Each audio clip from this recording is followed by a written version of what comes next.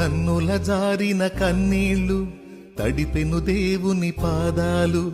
ఇప్పటి నుండి నీ కళ్ళు చూచును దేవుని కార్యాలు.